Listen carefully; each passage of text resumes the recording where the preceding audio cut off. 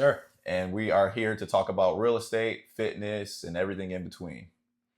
So Anthony, if you wanted to go over like some things about your background, some type of things that you started previously before the real estate industry, and then what got you into it currently. Sure. So, my background is going to be a little bit zigzag for quite a few of you that are watching this today.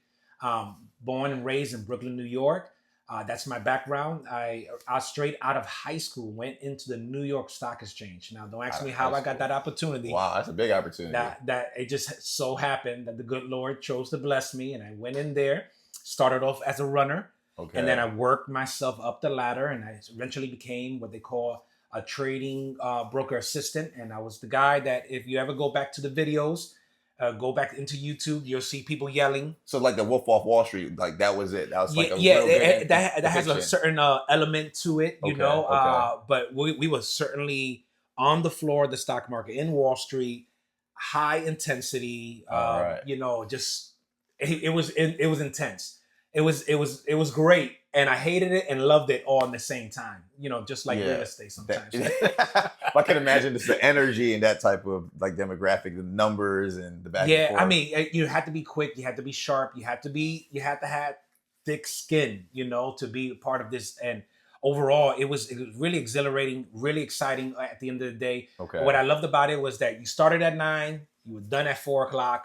And you go home and you made a lot of money in the process. That's a nice, close, quick day. Yeah. But it probably aged me about 10 years. The stress levels out there.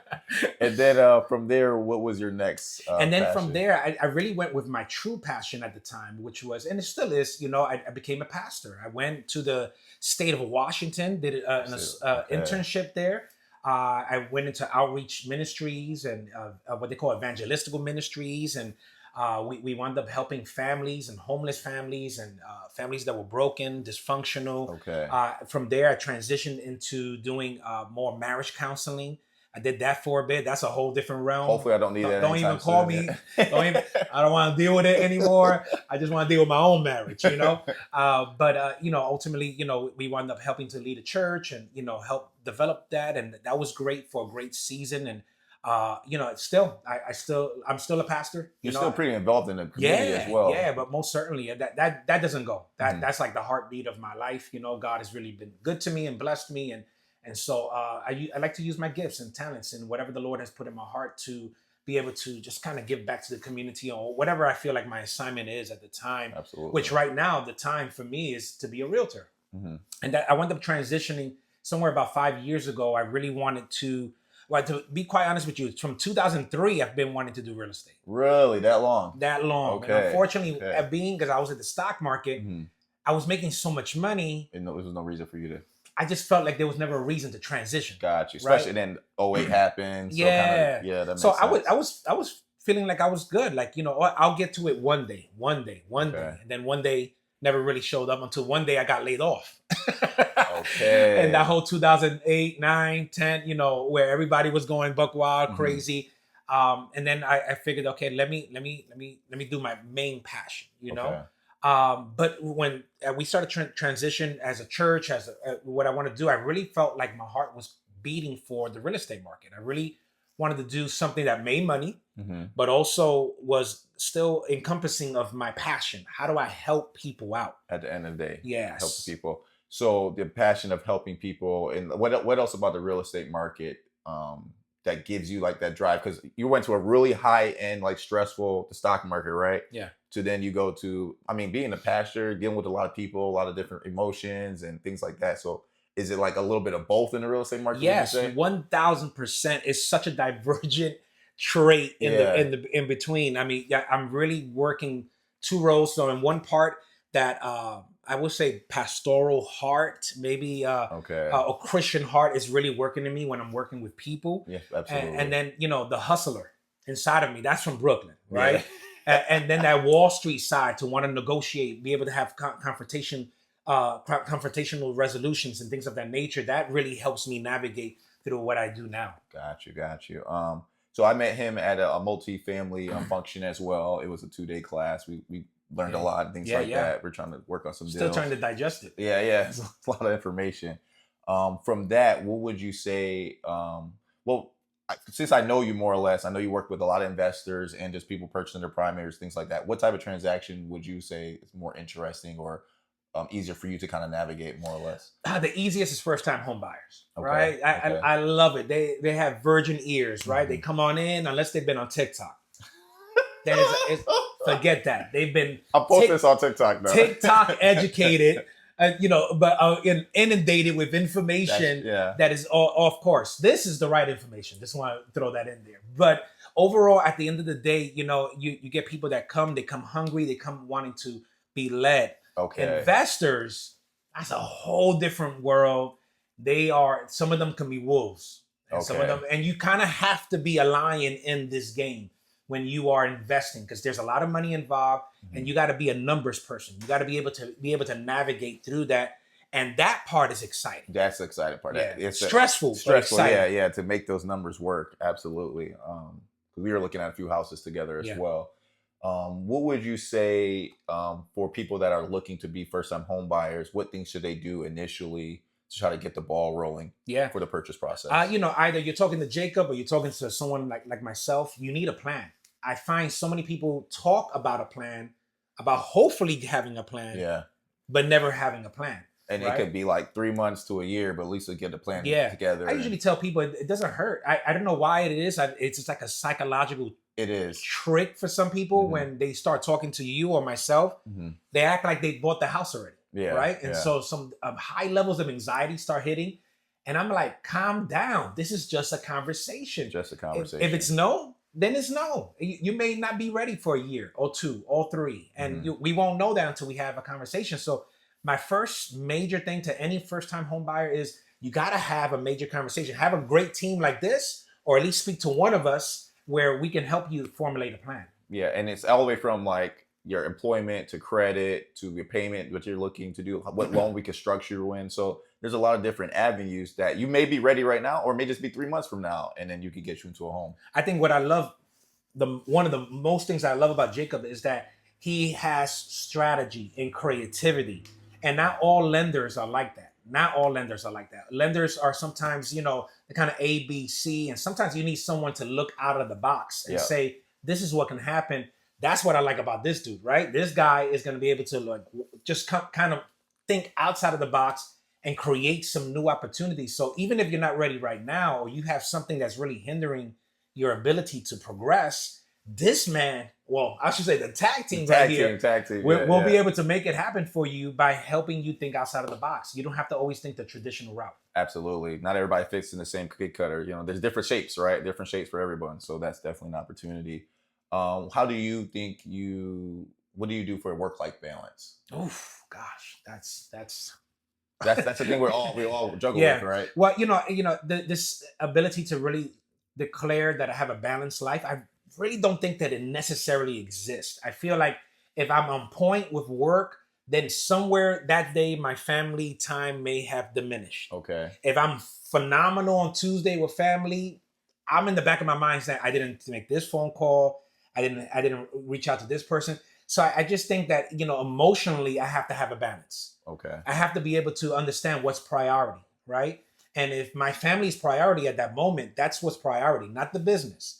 And so trying to find that balance for me is an every single day quest. And for me, that I'm still trying to figure out, to be quite honest. So to anybody that was looking for a guru answer, I don't have that. I just know that every day is a quest. And sometimes I feel like I killed it, I got it. And there's other days that I'm like, I gotta take the wifey out on a date. No, for sure. Make up for it, or buy a Louis bag. One of the two has got to have to happen at some point.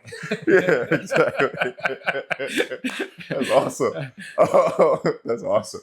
What would you say are some challenges or even some positive things that's going on with you in the market and helping clients? I think one of the major challenges that I find is that we have people that are still coming off this paradigm of what 2021 was, 2022. And I kind of feel like the market right now between buyers and sellers is a strong stare down. Yeah, it's like a wild, wild west showdown. Yeah. Okay. Like who's really going to concede right now? I'm actually in a couple of deals that's happening as we speak. And, and I believe right now we are in a buyer's market. I strongly believe that.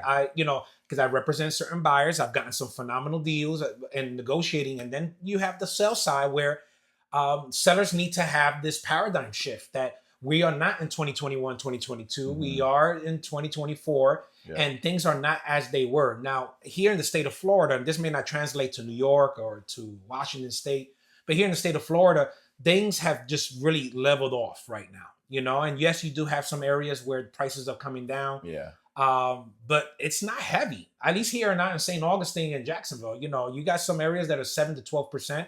And for some sellers, that's a big deal. Yeah, that's true. And for some buyers, that's not a big deal. They want it 20, 25%, so it kind of depends on where you're at mentally. And hopefully you've had a hardcore conversation with your realtor. Yeah, that's the thing. And everything is a stepping process, and also just understanding where we are currently, and that could change in 3 months, in 6 months. So right now, that's where we're at. We're at a buyer's market. Let's be honest. Buyers are getting their closing costs paid. And you can't just, you go in there and you kind of give them a lower offer than they're listing, and they have to take it, or houses are sitting a little bit longer. Yeah. And that's another thing that has to paradigm shift, right? The days of 30 days, 45 days, that's kind of dissipating, I should not kind of, it has been dissipating. We're looking at kind of what most people will call normal market, right? From 2019 and earlier, where houses are like on the market for about, 4, 5, 6 months, 150 days. Yeah, depending on it's kind of, and a lot of sellers are frustrated with that mentality because why? You got to find that specific individual at this point. A lot of people are still waiting for a lot of things that's going on with the market and rates and so forth. Correct. What would you say is the difference between working with a lender or a bank or a broker? Oh man, the banks, I'm not a fan of to work directly with a bank. Bank of America, Wells Fargo. Because let me tell you, when you need to speak to someone like Jacob, right? And they checked out at 5 o'clock, that's not a cool feeling.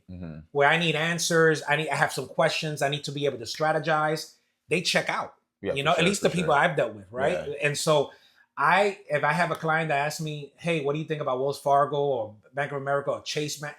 I'm not going in that direction. I'm leading them to someone like Jacob that would be at least available with healthy boundaries, right? Would be available to take my call after a certain time. It has to be healthy boundaries, right? Yeah, for sure. I'm not gonna call you at 10:30 at night, right? I may pick up, may not. Depends, but But the overall, so there is a difference, when I'm working with somebody such as yourself that gives me the accessibility to text, call. Absolutely. Working with somebody a little bit more in that corporate infrastructure.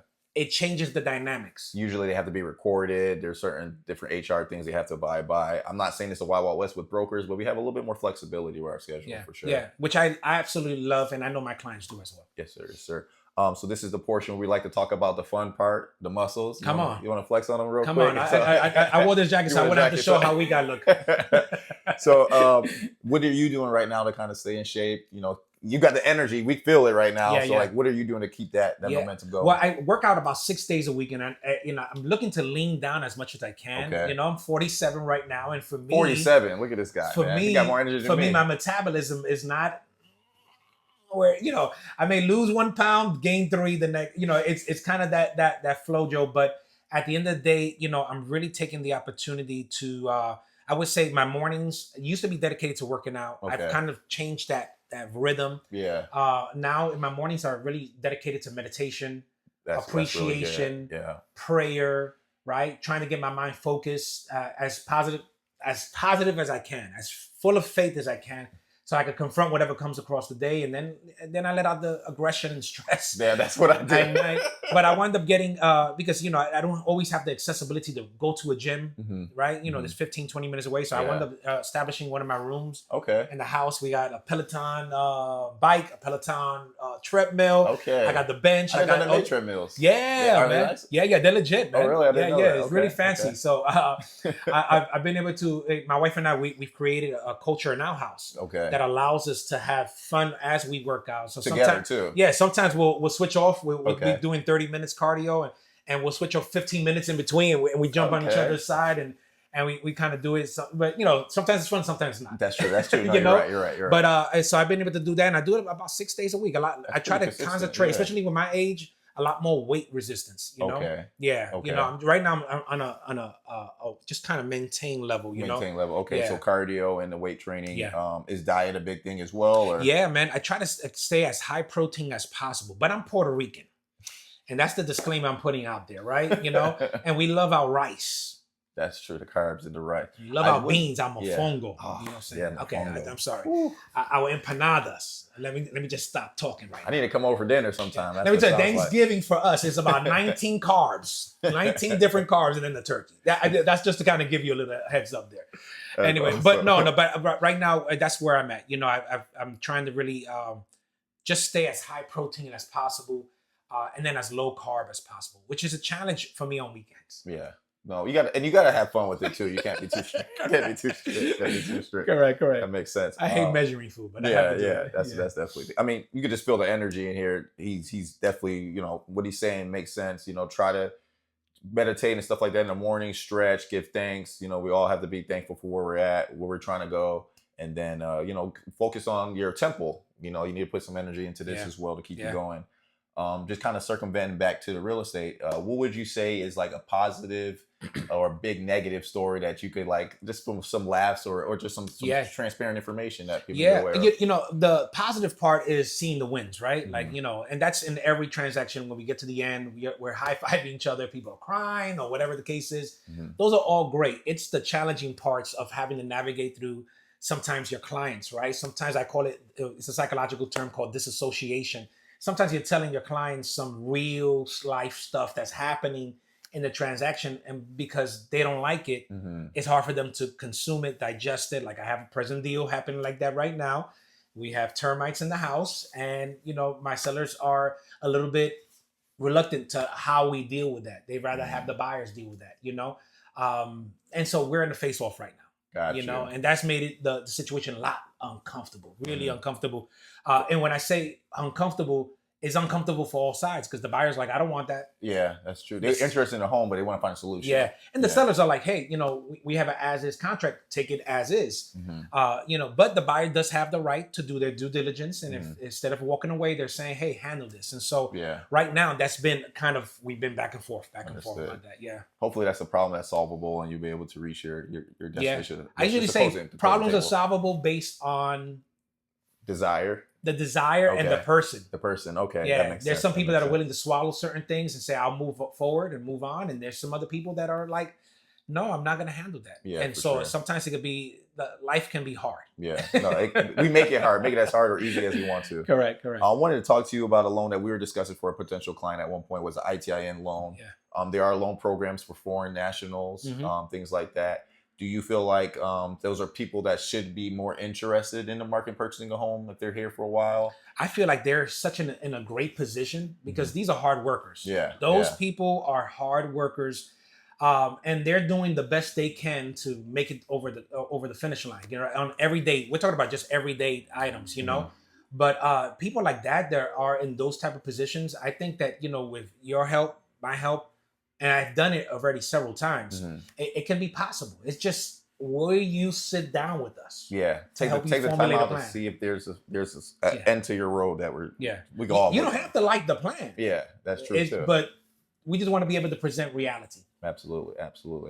The other thing I wanted to talk to you about is, what do you think, just from talking to other people in your industry, some colleagues, what do you think the Feds are going to do? What do you think the next few months are going to do to end the year here? You know, the Feds, gosh. So I strongly believe that they're pivoting in a way that we all been wanting them to pivot. I feel like they wind up pivoting a little too late. Yeah. Personally, I'm not going to go into any conspiracy theories or political views or anything like that, but I do feel like it's all correlating with the election that's coming up. And so it's interesting. I do feel like we're going to continue to see kind of a small but slow decline in the rates, you know. I don't think it's going to be as heavy as people are hoping. No, it won't. It can't be. It will never be again. Well, at least unless we have another. We're not seeing 2s and 2.5s again anytime soon. Yeah. I mean, it'd be nice. It would be nice. It would be. Yeah. But I kind of feel like that's the direction that they're going. You know, I think it's all lining up behind the scenes, behind the veil. Like it probably already occurred. It's just we don't know about it, and it hasn't. Numbers haven't affected by that changes yet. But yeah, if you're interested in purchasing a home, please reach out to Anthony. He's all over North Florida, not just Jacksonville specifically. Also, he's great with investors, first-time home buyers. So he's at the full gamut. And if you're looking for loan options, feel free to reach out to me. Anthony, it was a pleasure speaking to you. Yes, my man. Yes, sir. Yes, sir. If looking for contact information, be at the bottom of the video. Don't hesitate to reach out and tune in for the next episode.